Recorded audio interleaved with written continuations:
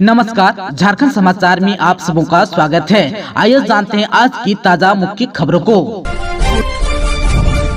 भाजपा के सांसद का दावा, सीएम चंपई को कुर्सी छोड़ने का फरमान। निशिकांत बोले, हेमंत पत्नी कल्पना को बनाना चाहते हैं मुख्यमंत्री। झारखंड के गोड्डा से बीजेपी के सांसद निशिकांत दुबे का दावा है कि जेल में बंद पूर्व मुख्यमंत्री हेमंत सोरेन ने चंपई सोरेन को सीएम की कुर्सी छोड़ने का फरमान जारी किया है। निशिकांत के मुताबिक हेमंत अब अपनी पत्नी कल्पना सोरेन को सीएम की कुर्सी पर बैठाना चाहते हैं। निशिकांत का कहना है कि यही वजह है कि सीएम चंपई सोरेन 2 दिन से न सरकारी कार्यक्रमों में पहुंच रहे हैं और न ही पार्टी के कार्यक्रम में शामिल हो रहे हैं। बीजेपी के सांसद ने यह दावा सोशल मीडिया पर किया है।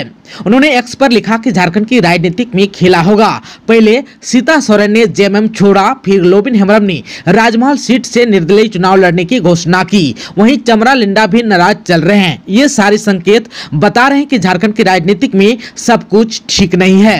हालांकि निशिकांत की इस ट्वीट पर जेएमएम या उसकी सहयोगी पार्टियों का किसी तरह की कोई भी प्रतिक्रिया अब तक नहीं आई है। झारखंड में आज और कल बारिश की है संभावना। कई जिलों में सुबह से छाए हैं बादल। 14 अप्रैल तक ऐसा ही रहेगा मौसम। झारखंड में 14 अप्रैल तक बारिश का दौर अभी जारी रहेगा। इस दौरान कई जिलों में हल्के बादल छाए रहेंगे। वहीं कई जिलों में गर्जन के साथ बारिश की संभावना बन रही है। कुछ स्थानों पर सामान्य से तेज गति से हवा चल सकती है। आज और कल भी राज्य के दक्षिणी और मध्य भागों में हल्की बारिश की संभावना है। इधर बीते 24 घंटे में सबसे अधिक गर्म जिला गोड्डा रहा। यहाँ का तापमान 40.4 डिग्री सेल्सियस दर्ज किया गया। वहीं सबसे कम तापमान चाईबासा का रहा। यहाँ का तापमान 21.8 डिग्री सेल्सियस दर्ज किया गया। मौसम केंद्र के प्रभारी निदेशक अभिषेक आनंद के मुताबिक 14 अप्रैल तक कहीं कहीं हल्के से मध्यम दर्जे की बारिश हो सकती है। वहीं 11 और 12 अप्रैल को राज्य के दक्षिणी और मध्य इलाकों में कहीं कहीं हल्के दर्जे की बारिश हो सकती है। इन दोनों हिस्सों में कुल 10 जिले आते हैं, जिसमें रांची, बोकारो, गुमला, खुट्टी, हजारीबाग, रामगढ़, पूर्वी सिंहभूम, पश्चिमी सिंहभूम, सिमडेगा और सरायकेला खरसावां शामिल है। इन इलाकों में 30 से 40 किलोमीटर प्रति घंटे की रफ्तार से हवा चल सकती है। मौसम विभाग के मुताबिक 13 और 14 अप्रैल को राज्य के अधिकांश हिस्सों में बारिश हो सकती है। जिन हिस्से में हल्के से मध्यम दर्जे की बारिश का पूर्व अनुमान बताया है, उसमें पश्चिम मध्य और राज्य के दक्षिणी हिस्से के जिले शामिल हैं। इस तरह देखें तो 13 और 14 को पलामू, गढ़वा, चतरा, कोडरमा, लातेहार, लोहरदगा, पूर्वी सिंहभूम, पश्चिमी सिंहभूम, सिमडेगा, सरायकेला खरसावां, रांची, बोकारो, गुमला, हजारीबाग और रामगढ़ शामिल है। झारखंड में धूमधाम से मनी ईद, एक दूसरे से गले मिलकर दी मुबारकबाद।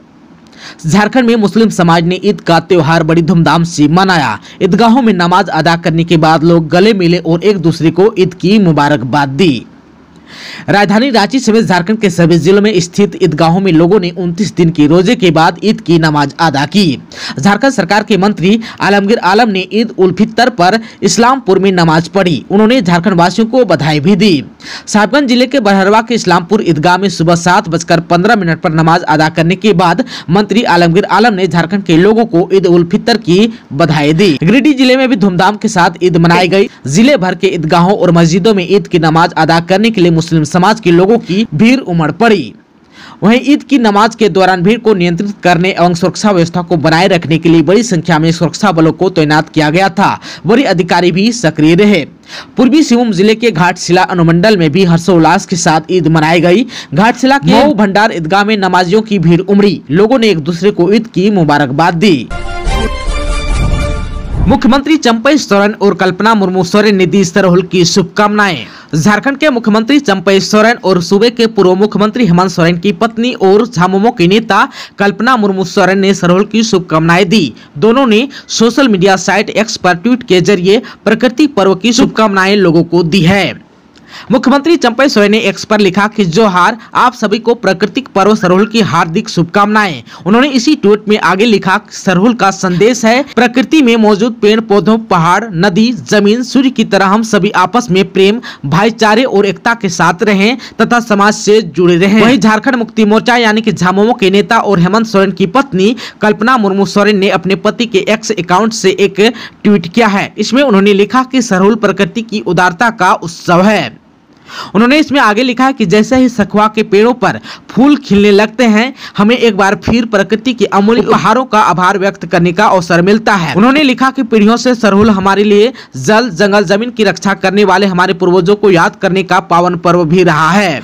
कल्पना मुर्मू सोरेन लिखती है कि इस दिन हम पूजा करने के साथ साथ सुंदर फूलों से आच्छादित सखुआ के पेड़ के नीचे एकत्रित होकर भोज करते हैं, हर्षोल्लास से नाचते झूमते हैं और सभी की खुशहाली की कामना भी करते हैं। उन्होंने लिखा कि जलवायु परिवर्तन के इस दौर में हमें अपने प्राकृतिक संसाधनों के संरक्षण पर ध्यान देना चाहिए। सखुआ यानी कि साल का पेड़ एक प्राचीन प्रतीक ही नहीं, बल्कि इसके पत्ते, फूल और लकड़ी हमारी खाद्य, औषधीय और जीवन उपयोगी सामग्री के अमूल्य स्रोत भी हैं।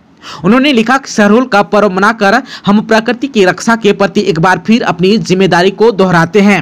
मैं पूरे देश को सरहुल के पावन पर्व में शामिल होने के लिए आमंत्रित करती हूं। आइए हम कृतज्ञता, एकजुटता और अस्मित पारंपरिक संस्कृति के साथ प्रकृति का यह पावन पर्व मनाएं।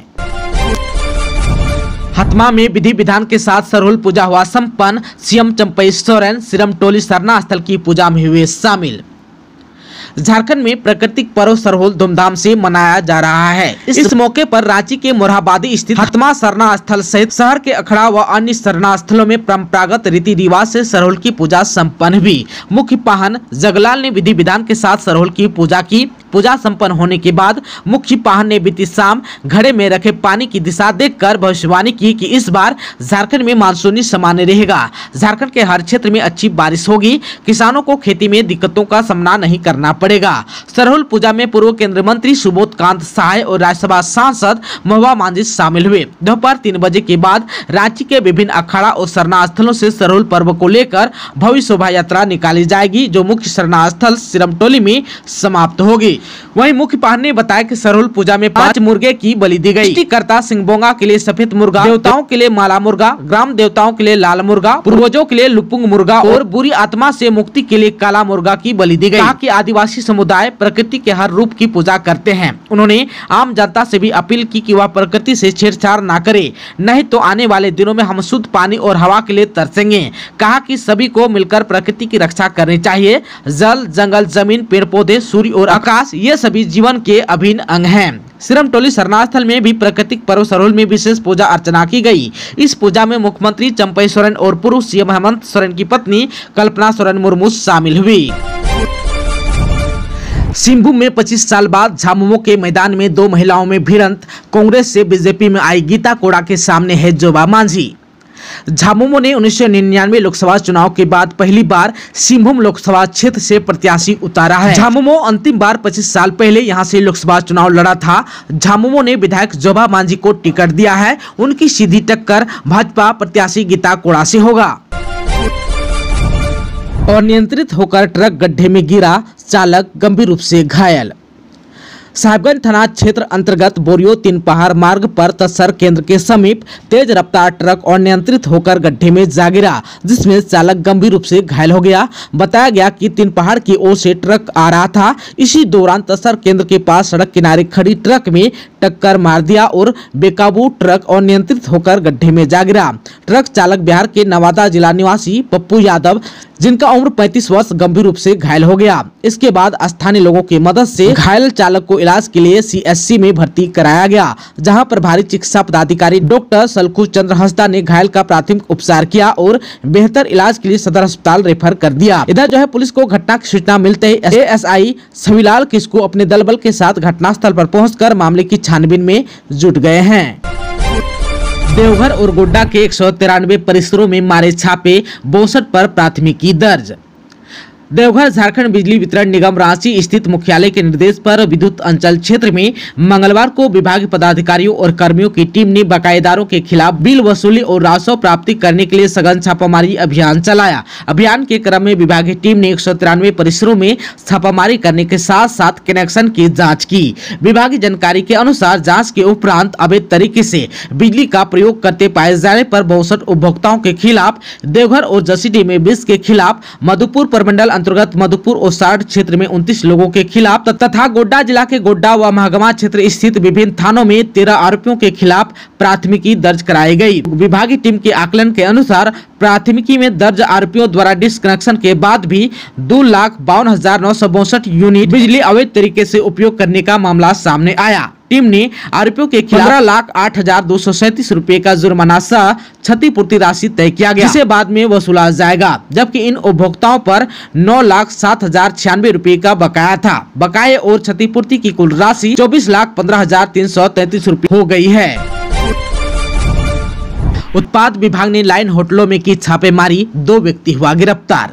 जामताड़ा के उत्पाद अधीक्षक सौरव तिवारी के नेतृत्व में लोकसभा आम चुनाव के मद्देनजर गोविंदपुर साहिबगंज हाईवे के समक्ष विभिन्न लाइन होटलों में छापामारी अभियान चलाया गया। इस दौरान Ramraj line hotel, Ram Lakhan line hotel, Mahalakshmi line hotel एवं गणेश लाइन होटल में छापामारी की गई। तलाशी के क्रम में मंडल लाइन होटल से 8 कैन बियर बरामद किया गया एवं होटल संचालक को उत्पाद अधिनियम के तहत गिरफ्तार भी किया गया। नारायणपुर के नयाडी स्थित माड़ी पंचवाई निर्माण अड्डे पर उत्पाद अधीक्षक ने छापामारी कर माड़ी भट्टा संचालक को गिरफ्तार किया। लगभग 200 किलोग्राम पंचवाई को नष्ट किया। बिंदा पाथर में जीवन लाइन होटल में छापामारी की, जहां कुछ भी बरामद नहीं हुआ। उत्पाद अधीक्षक सौरभ तिवारी ने बताया कि लोकसभा निर्वाचन को देखते हुए छापामारी की जा रही है। अवैध रूप से शराब आदि मादक पदार्थों की खरीद बिक्री पर कड़ी नजर रखी जा रही है। प्रशासन ने कहा कि दोषियों को बख्शा नहीं जाएगा। दोस्तों, अभी तक आपने चैनल को सब्सक्राइब नहीं किया है तो प्लीज चैनल को सब्सक्राइब कर बेल आइकन को प्रेस कर दीजिएगा, ताकि खबरों का अपडेट आपको मिलता रहेगा। इसके साथ ही आज के खबरों में बस इतना ही। हमें दीजिए इजाजत। नमस्कार।